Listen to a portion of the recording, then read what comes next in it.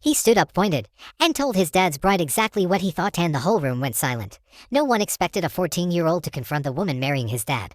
You won't believe what he said next. I never imagined I'd be standing in the lobby of a hotel ballroom, watching my 14-year-old son, Ethan, pacing nervously, as if the weight of the world rested on his shoulders. Today was supposed to be a celebration, a joyful union between my husband, Mark, and his new fiancée, Lisa.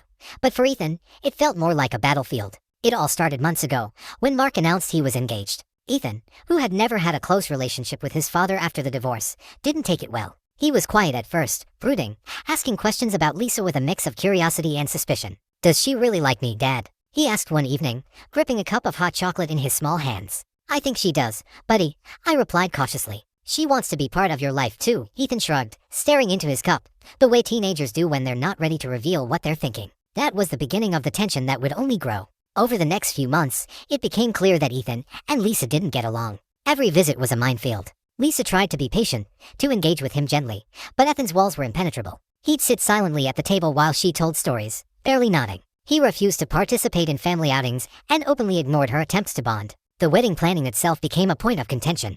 Ethan wanted to sit with me at rehearsals, avoid rehearsing any interactions with Lisa, and even protested when his father suggested they practice their walking down the aisle lines together. "Why do I have to do this?" Ethan demanded one afternoon. His voice was firm, almost defiant. "I don't care about her. This isn't my wedding.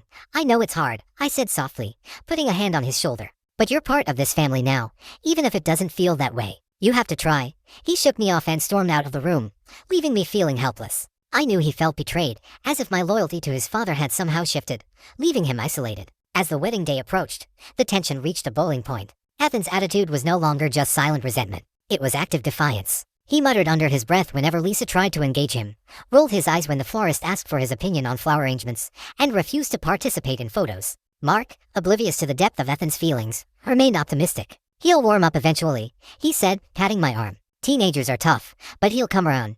I wasn't so sure. On the morning of the wedding, the air was thick with anxiety. Lisa fussed over her dress in the bridal suite, trying to maintain calm, while Ethan wandered the hotel lobby, arms crossed, watching guests arrive. I tried to engage him in conversation, but he gave one-word answers, eyes darting to the doors every few seconds. "Do you want to sit with me during the ceremony?" I asked gently. "I'll sit wherever I want," he replied, voice tight. I sighed, realizing this wouldn't be a simple day. Whatever happened during those next few hours, Ethan had made it clear. He intended to make his voice heard, one way or another. When it was time to line up for the ceremony, I noticed the tension in the room. Guests were chatting, unaware of the undercurrent between father, son, and soon-to-be stepmother. Lisa's smile, usually radiant and inflappable, looked strained. She glanced at Ethan and gave a small wave. Ethan barely acknowledged her. As the music started and the bridal party began walking down the aisle, I felt my stomach twist. I knew that Ethan was planning something, though I didn't know what. His expression was determined, almost defiant. I had seen that look before when he stood up for himself at school, when he confronted a bully on the playground.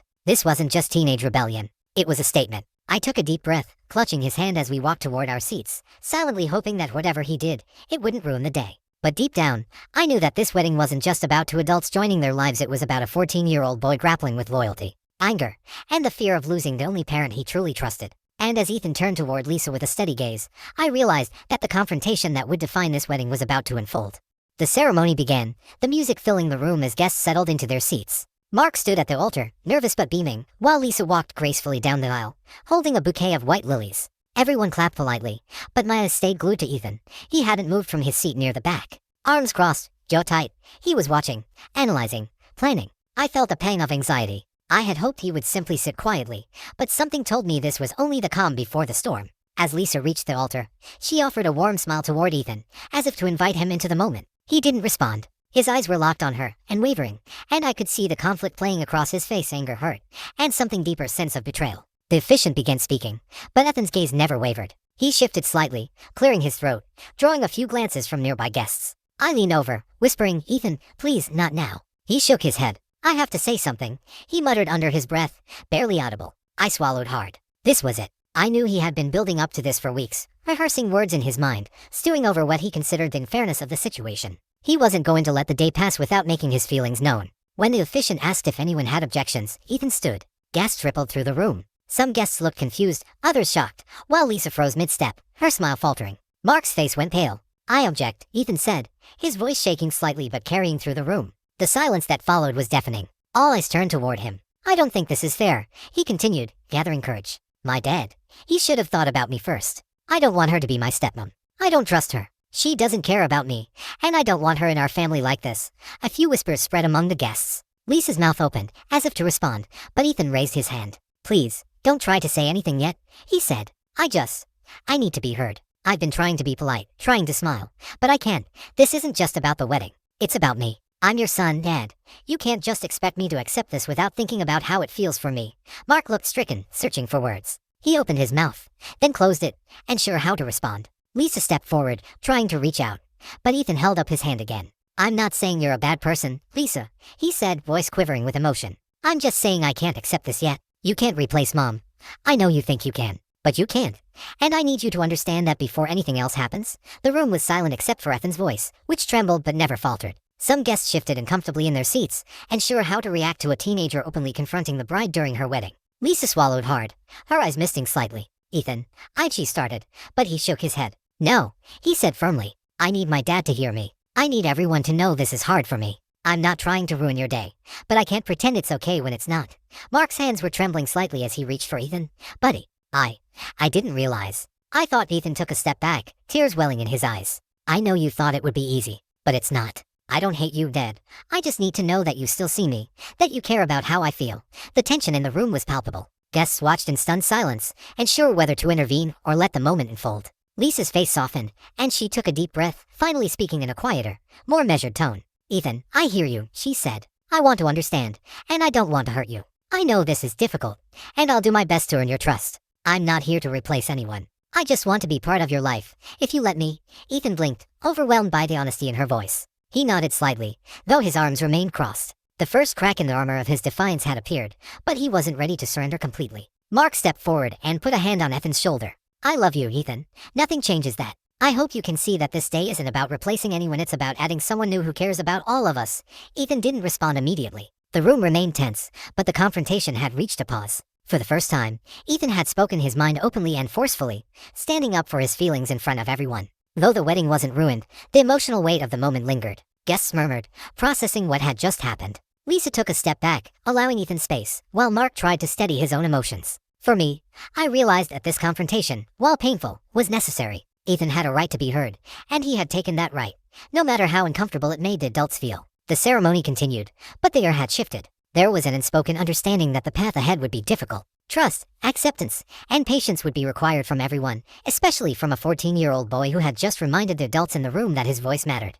The ceremony ended, but the tension didn't dissipate. Guests slowly filed out, murmuring among themselves, leaving Ethan, Mark, Lisa, and me in a quiet corner of the ballroom. The staff were busy clearing chairs and decorations, but we remained, each processing the emotional whirlwind of the last hour. Ethan stood apart, arms still crossed, his gaze fixed somewhere beyond the windows, as if searching for an escape. Lisa approached cautiously, trying not to startle him. Ethan, can we talk? She asked softly. He didn't answer immediately, his silence stretching uncomfortably. I could see his mind racing. He was still angry, still hurt, but also curious about whether Lisa's words were sincere. Finally, he turned to her, voice guarded. I don't know if I can. I don't know if I even want to.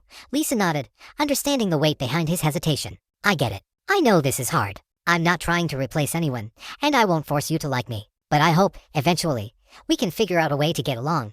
Mark, still pale from the earlier confrontation, stepped closer. Ethan, I know today was hard. You were brave to speak up, but I hope you can see that Lisa cares about you too. She's not trying to hurt you.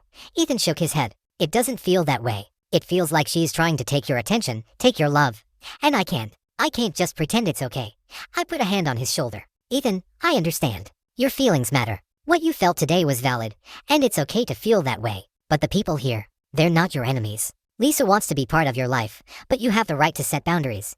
Ethan looked at me, and for a moment, I saw the vulnerability behind his defiance. He wanted to be respected, acknowledged, and heard. And he had done that publicly, bravely, but he still didn't feel secure. Lisa spoke again, carefully. Maybe we can start small. We don't have to rush anything. I don't want you to feel pressured. Can we just try to talk sometimes, without any expectations? Ethan hesitated, then gave a small nod, though his arms remained crossed. It wasn't forgiveness, far from it, but it was a tiny crack in the wall he had built. Over the next hour, the four of us sat quietly, observing the aftermath. Guests continued to mingle, oblivious to the emotional storm that had just taken place. Mark and I exchanged a glance, silently agreeing that this was just the beginning of a long process. After the initial tension, dinner began. Ethan sat at the head table, still distant, but he ate quietly and occasionally glanced at Lisa, evaluating her actions. She remained patient, making small gestures, offering him a napkin, passing a bread roll, trying to engage him in light conversation without forcing it. At one point, she leaned over and whispered, "I'm not going anywhere, Ethan. You can take all the time you need."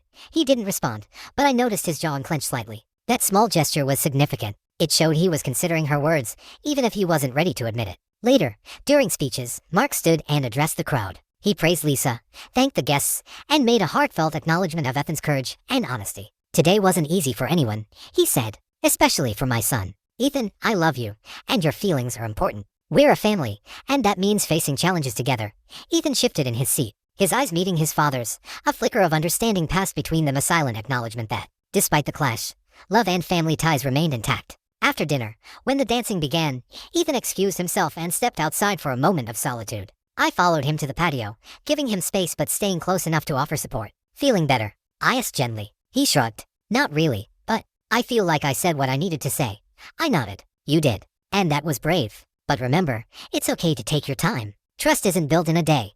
Ethan looked at the night sky, his expression softening. "I don't hate her. Not really. I'm just mad that I feel like I don't get a say in what's happening." "That makes sense," I said. "And you do have a say. You always have a say. But sometimes, we have to find a way to be heard without hurting others or ourselves." Ethan stayed silent for a while, then finally said, "Maybe I can try. Later, but not today." "Tomorrow is fine," I replied. "Or the day after. There's no rush." As we walked back inside, I realized that the confrontation at the ceremony, though painful, had opened a door. Ethan had asserted his voice, set boundaries, and begun a conversation that would take months, maybe years, to fully unfold. But for now, the first steps had been taken. The wedding night ended with laughter, dancing, and cautious attempts at connection. It wasn't perfect, and Ethan remained wary, but the seeds of understanding had been planted. The morning after the wedding, the hotel room felt quieter than usual. The celebration had ended, but the emotions lingered like a heavy fog. Ethan sat on the edge of the bed, staring at his shoes, while Mark tried to pack away last-minute items. Lisa, surprisingly patient, sat across the room, sipping coffee and keeping her distance. I knew this would be another delicate moment. The night before had been a turning point, but the work of rebuilding trust was only beginning. "Ethan," I said gently, "how are you feeling?" He shrugged without looking up. "I don't know. I don't want to fight anymore. But I'm still mad." Lisa, sensing an opening, leaned forward cautiously. "Ethan, I know I made things difficult yesterday. I didn't mean to upset you. I want us to get along. Is that okay?" He glanced at her, suspicion written across his face. "Why now? Why can't it just stay how it was?" Lisa exhaled slowly. "Because I care about your dad. And I want you to be okay too. I'm not here to replace anyone or take anything from you.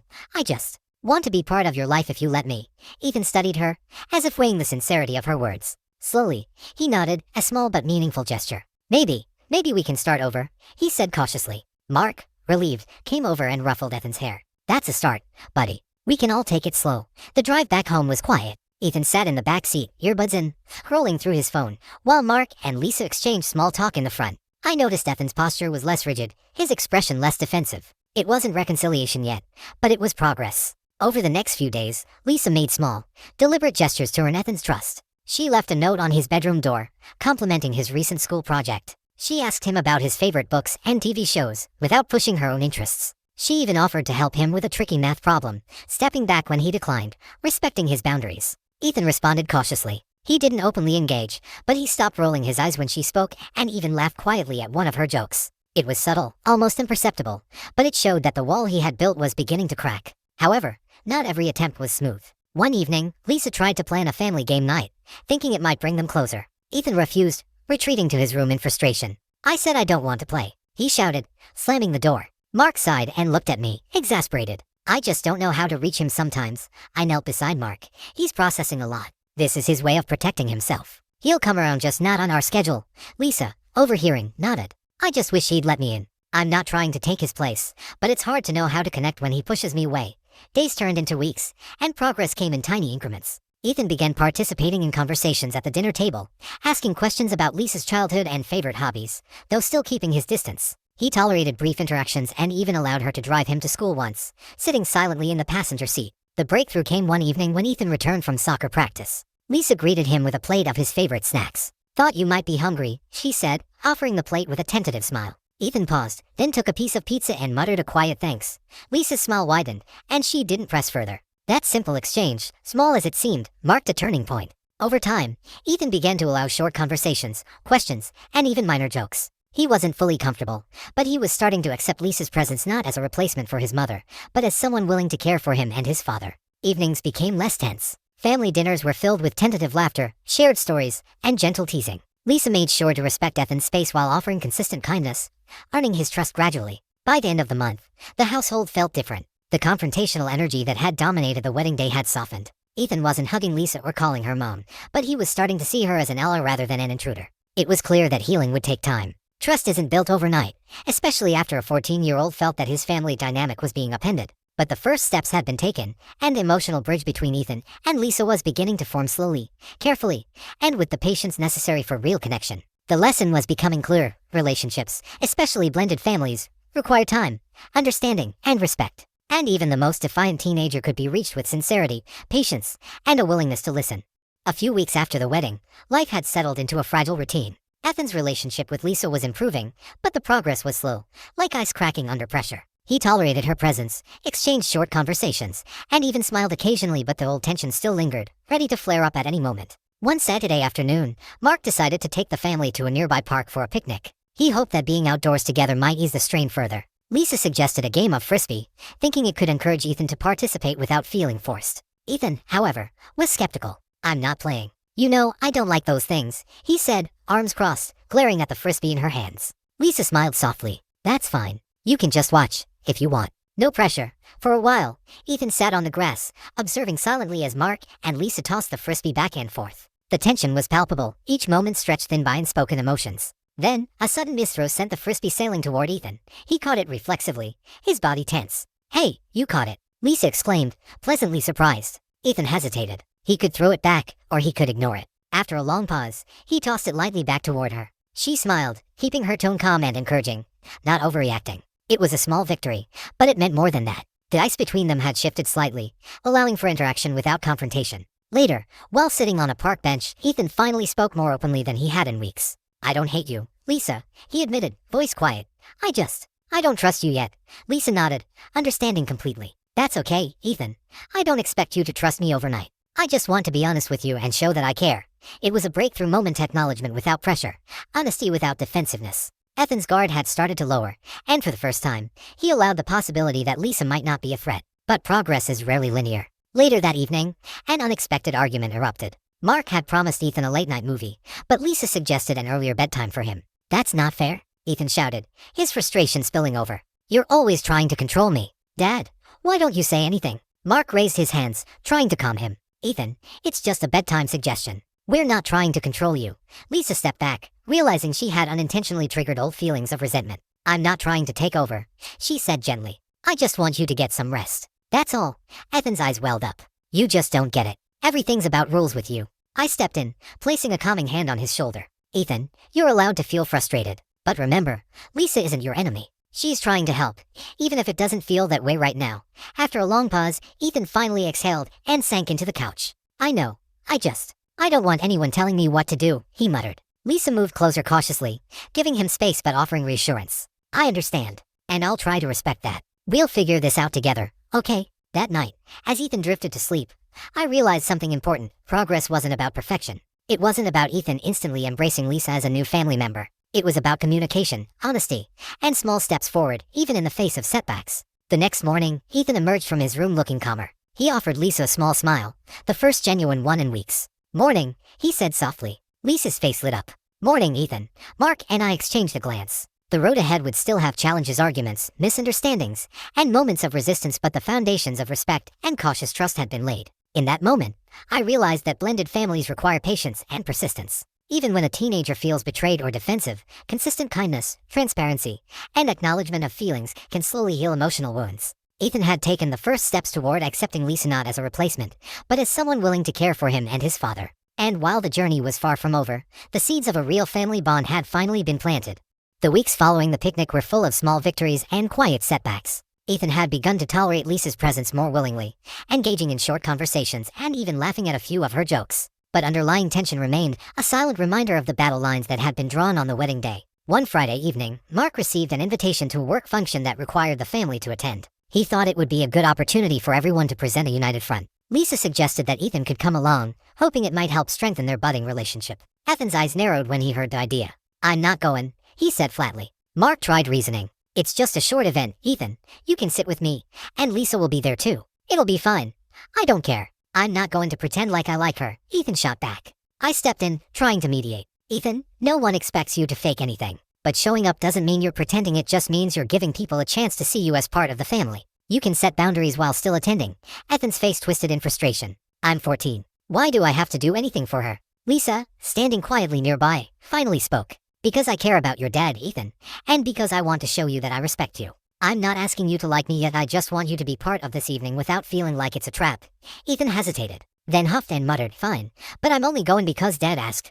The event itself was a subtle battlefield. Ethan remained stoic, keeping his distance, while Lisa attempted carefully timed interaction, small talk about the venue, compliments on his school performance, casual jokes. Each attempt was met with polite silence or a quick nod. However, halfway through the evening, disaster struck. One of Lisa's colleagues commented on how Ethan had been so well behaved at the wedding, intending it as praise. Ethan's face turned red, and before anyone could react, he snapped. "That's not true. I wasn't well behaved. I was angry and I said exactly what I thought." The room went silent. Mark's jaw dropped, and Lisa's smile faltered. Guests exchanged uncomfortable glances, unsure how to respond to a teenage outburst in a formal setting. Ethan's voice shook, fueled by weeks of pent-up emotion. "I don't hate you, Lisa, but I also don't like everything you do. I'm allowed to feel that way, and I'm allowed to say it." Mark tried to step in. "Ethan, calm down." But Ethan waved him off. "No, I need you to hear me. I can't just pretend. You have to understand that this is hard for me." Lisa, taking a deep breath, approached slowly. "Ethan, I hear you. I know this is difficult.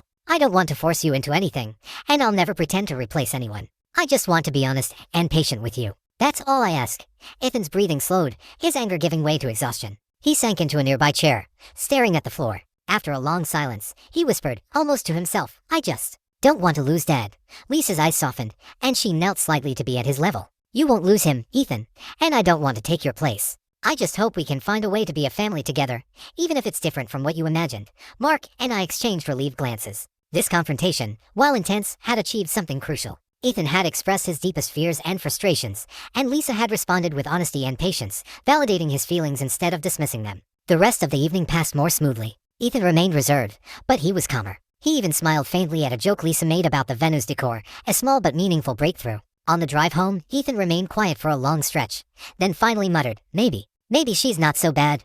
I smiled, careful not to overreact. "That's a good start," I said. Ethan leaned back in his seat, exhausted but reflective. The confrontation had tested his trust, his boundaries, and his willingness to accept Lisa's presence in his life. He wasn't fully reconciled, but he had begun to see that relationships, even difficult ones, could grow with patience and honesty. That night, as he drifted off to sleep, I realized that the true challenge of blended families wasn't forcing acceptance, it was surviving the friction long enough for genuine understanding to emerge. And Ethan, in his own determined way, was learning how to navigate that challenge. The weeks after the work event were quieter, but the emotional stakes remained high. Ethan had begun to accept Lisa's presence more consistently, though his trust was still tentative. Every small interaction became a test: would he retreat, or would he allow connection? One Saturday morning, Lisa suggested baking cookies together. Ethan initially scoffed at the idea. "I'm not doing that," he muttered, arms crossed. "Come on," Lisa said gently. "Just for fun. No rules, no expectations. Just us baking." Ethan hesitated, then slowly walked to the kitchen. He didn't speak much, but he allowed Lisa to guide him through the process, measuring flour and stirring batter. She kept her tone light, making small jokes about the mess they were creating. For the first time, Ethan laughed a real and guarded laugh. He glanced at Lisa, who smiled warmly, clearly recognizing the milestone. Later that afternoon, Mark suggested a walk around the neighborhood. Ethan volunteered to join without complaint. As they strolled, he walked slightly ahead, then glanced back at Lisa. "You're not so bad," he admitted, voice cautious but sincere. Lisa chuckled softly. "I'll take that as progress." Mark laughed, and even I felt a weight lift from my shoulders. Ethan's acknowledgement, though understated, marked a turning point. He was beginning to see Lisa not as an intruder, but as someone who genuinely cared for him and his father. Over the next few weeks, Ethan's defenses continued to soften. He engaged in conversations at the dinner table, offered opinions during movie nights, and even asked Lisa for help with a school project. Each small act was a bridge, connecting the once divided members of the household. The real breakthrough came one evening during a family game night. Ethan, who had previously refused to participate in any group activities, surprised everyone by suggesting a game he enjoyed. Lisa and Mark played along, laughing at his clever moves and celebrating small victories. Ethan's smile was genuine, his laughter filling the room. Afterward, Ethan pulled Lisa aside, a rare private moment between them. "Thanks for sticking with me," he said quietly. Lisa's eyes softened. Of course, Ethan.